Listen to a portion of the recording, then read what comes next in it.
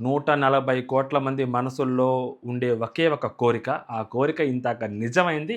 India T20 world cup గెలిచింది. ప్రపంచ విజేతలం మనం. డిఫెండింగ్ ఛాంపియన్స్‌గా బరిలోకి దిగిన మనం దానికి ఏం మాత్రం గూడా తగ్గకుండా లాస్ట్ వరకు టీమ్ ఎఫర్ట్ తోటి ఆడుకుంటూ వచ్చి ఫైనల్స్‌లో గెలిచాం. మామూలు విషయం కాదు. ఎందుకు మామూలు విషయం కాదంటే మ్యాచ్ స్టార్ట్ కాకముందు మన ప్లేయర్స్ ఫార్మ్ గురించో లేకుంటే అపోజిట్ ప్లేయర్స్ స్టాట్స్ గురించో కాకుండా ఏదైతే స్టేడియంలో ఆడుతున్నామో ఆ స్టేడియం గురించే మాట్లాడుకుంటా ఉన్నాం. ప్లీజ్ చేంజ్ చేయండి స్టేడియంని అని చెప్పి బతిమలాడుకున్నాం. బికాస్ ఆఫ్ బ్యాడ్ మెమరీస్ ఉన్నాయి కాబట్టి. అలాంటి బ్యాడ్ మెమరీస్ ఉన్న స్టేడియంలో ఒక ఫైనల్ ఆల్రెడీ ఓడిపోయిన అదే స్టేడియంలో 2026 ఫైనల్ ఆడి అది కూడా మామూలుగా ఆడటం కాదు, వన్ సైడెడ్గా ఆడి గెలవటం అనేది మామూలు విషయం కాదు. కుర్రాళ్ళందరూ కలిసి ఆ స్టేడియంకున్న మరకని తుడిచేశారు ఈరోజు. అది వాళ్ళు ఫస్ట్ సాధించిన గ్రేటెస్ట్ అచీవ్మెంట్ అనమాట. టాస్ గెలిచి మేబీ న్యూజిలాండ్ ఫీల్డింగ్ చేయటం వాళ్ళ తప్పేమో. అండ్ దీనికంటే ముందు చాలామంది సూడో ఇంటలెక్చువల్ గాళ్ళు ఉంటారు. పకోడీ గాళ్ళు అంటారు, పుల్కా గాళ్ళు అంటారు వాళ్ళని. వాళ్ళు పిచ్చి మన సైడ్ మార్చుకున్నారు, ఫేవర్గా పెట్టుకున్నారు, ఇలాంటి సోది మాటలు మన దేశంలో ఉంటూ మన దేశం గెలిస్తే మన దేశాన్ని విమర్శించే ఎదవలు చాలామంది ఉంటారు. అలాంటి సూడో ఇంటలెక్చువల్ గాల్ని, పకోడీ గాల్ని, పుల్కా గాల్ని కాసేపు పక్కన పెడదాం. ఎందుకంటే వాళ్ళు ఎప్పుడూ దేశం మీద పడి ఆడస్తూనే ఉంటారు. వాళ్ళకి ఇంకో పని పాడు ఉండి సాగదు. నిజంగా మనం పిచ్‌ని మన సైడ్ ఫేవర్‌గా పెట్టుకుంటే అదే పిచ్ మీదే కదా అంతకుముందు కోల్‌కతాలో మ్యాచ్ ఆడింది.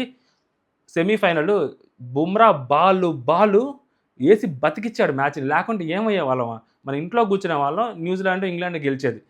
పిచ్చితోటి పిచ్చి మీద పిచ్చి పిచ్చిగా మాట్లాడితే పిచ్చోళ్ళు అనుకుని వదిలేయటమే.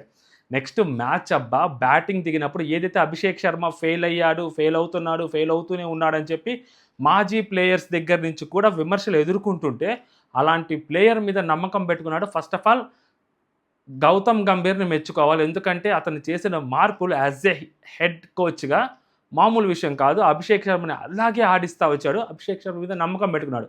ఎందుకంటే ఒక్కసారి అభిషేక్ శర్మ ఫామ్‌లోకి వస్తే ఏం చేయగలుగుతాడు అనేది ప్రతి ఒక్కరికి తెలుసు. మేబీ ఆ ఒక్క మాజీ బ్యాట్స్‌మెన్స్‌కో, ఇద్దరు మాజీ బ్యాట్స్‌మెన్స్‌కో తెలియకపోవచ్చు, లేదా కొంతమందికి తెలియకపోవచ్చు. కానీ టీమిండియాలో ఉన్న వాళ్ళకి అండ్ చూస్తున్న ఆడియన్స్ మొత్తానికి, ప్రేక్షకులకు అందరికీ తెలుసు అభిషేక్ శర్మ ఏం చేయగలుగుతాడో అదే చేశాడు. ఫస్ట్ ఓవర్ నుంచి డామినెంట్ పర్ఫార్మెన్స్ చూపించాడు.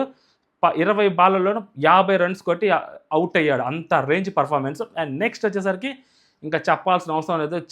మొత్తం మామూలు విషయం కాదు. వరుసగా 3 కన్సిక్యూటివ్ మ్యాచెస్‌లో హాఫ్ సెంచరీలు, ఆల్మోస్ట్ అవి సెంచరీస్‌గా కూడా అవ్వాల్సినవి.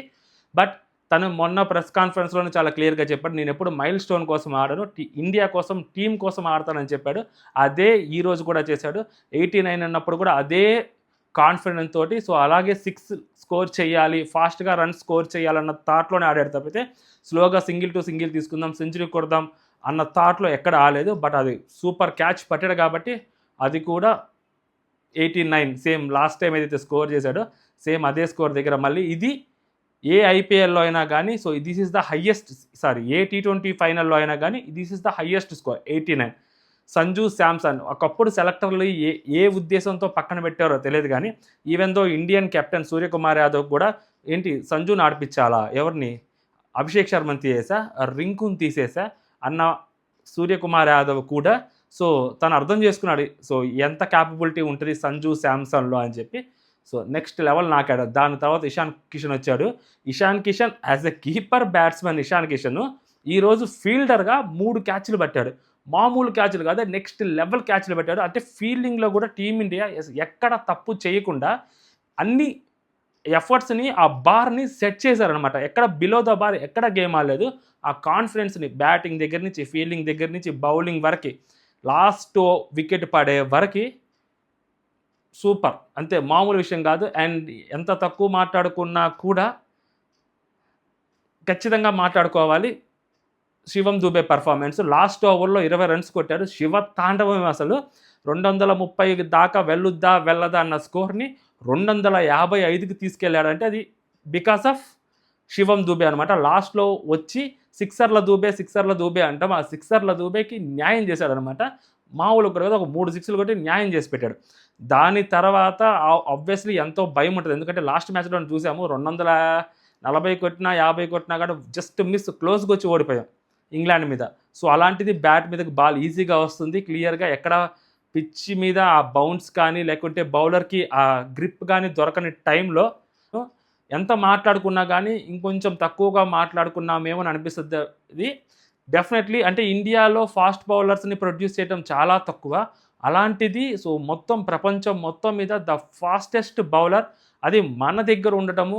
సో బుమ్రా లాంటి బౌలర్ మనకుండడం అది ఇండియా చేసుకున్న అదృష్టం. బిగ్గెస్ట్ అసెట్ ఇండియాకి. బుమ్రా లాంటి ఒక బౌలర్ ఉండటం అనేది. ఆ బుమ్రా అనేవాడు లేకపోతే ఏ వరల్డ్ కప్‌ని కూడా ఊహించుకోలేమో అనిపిస్తది. అది 2024 వరల్డ్ కప్ అవ్వచ్చు, 2026 సెమీఫైనల్ అవ్వచ్చు, ఈరోజు ఫైనల్స్ అవ్వచ్చు.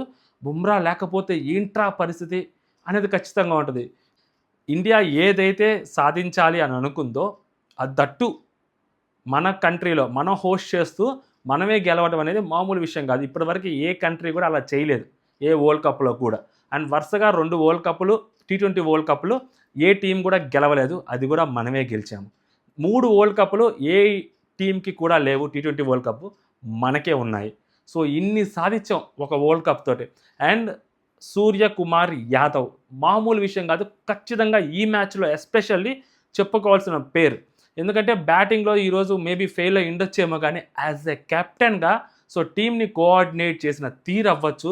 ఎస్పెషల్లీ ఫీల్డింగ్‌లో ఏదైతే డానీ మిచెల్ వచ్చినప్పుడు మన హర్షదీప్ సింగ్ కొంచెం అగ్రెసివ్ అయ్యాడు. బాల్ తన మీదకి త్రో చేశాడు. బాల్ చాలా గట్టిగా తగిలింది. తన మీదకి వస్తున్నప్పుడు సిట్యుయేషన్‌ని అర్థం చేసుకొని తిను సారీ చెప్పకుండా వెనక్కి వెళ్ళిపోయినా కూడా సూర్యకుమార్ యాదవ్ వచ్చి తనకి సారీ చెప్పి అపాలజీస్ చెప్పి సో తనని కూల్ చేసి వెళ్ళిన విధానం ఏదైతే ఉందో సో అది ఒక కెప్టెన్‌కి కావాల్సిన లక్షణం. బిహాఫ్ ఆఫ్ బౌలరు సో తను సారీ చెప్పడం అనేది నెక్స్ట్ లెవెల్ అనిపించింది. ఒక కెప్టెన్‌గా ఉండాల్సిన క్వాలిటీస్ ఏవైతే ఉన్నాయో అవి చాలా గట్టిగా చాలా ఎక్కువగానే సూర్యకుమార్ యాదవ్ నేర్చుకున్నాడు, అలవాటు చేసుకున్నాడు అనిపించింది. డెఫినెట్లీ 2020 ఏదైతే 7 వరల్డ్ కప్ ఉందో సో ఆ వరల్డ్ కప్‌కి మేబీ సూర్యకుమార్ యాదవ్ లీడ్ చేస్తాడేమో ప్రాపర్‌గా and in all aspects so అర్థమైపోయింది. ఎందుకంటే యాజ్ ఎ కెప్టెన్‌గా ఏం చేయగలిగాడో అన్నీ చేశాడు. అండ్ ఓవర్స్‌ని ఎలా వేయించాలో అలా వేయించాడు. ఫీల్డ్ ఎలా సెట్ చేయాలో అలాగే సెట్ చేశాడు. ఫిన్ అలెన్‌కి ఫీల్డింగు ఎలా సెట్ చేయాలో స్ట్రైట్ సో వికెట్స్‌కి పక్కనే ఫీల్డర్‌ని పెట్టి తిలక్ వర్మని పెట్టి అక్షర్ పటేల్ చేత బౌలింగ్ వేయించాడు చూడు. ఆ ప్లాన్‌ని ప్రాపర్‌గా ఎగ్జిక్యూట్ చేశాడు చూడు. దానికి మెచ్చుకోవాలి. అప్పుడెప్పుడో ఐపీఎల్ అనుకుంటా పోలార్డ్‌కి సేమ్ ఫీలింగ్ పెట్టాడు. శివం దూబేని పెట్టి ధోని. అలాంటి ఫీలింగ్ పెట్టాడనమాట. So finally India won. Team India won. Bleed blue.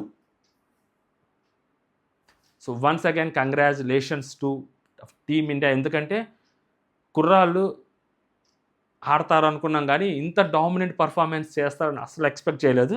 So ఏదైతే డిఫెండింగ్ ఛాంపియన్స్ ఉన్నారో ఆ పేరుని ఆ పరువుని మళ్ళీ మన దేశంలో నిలబెట్టారు. సో అందుకని జై హింద్.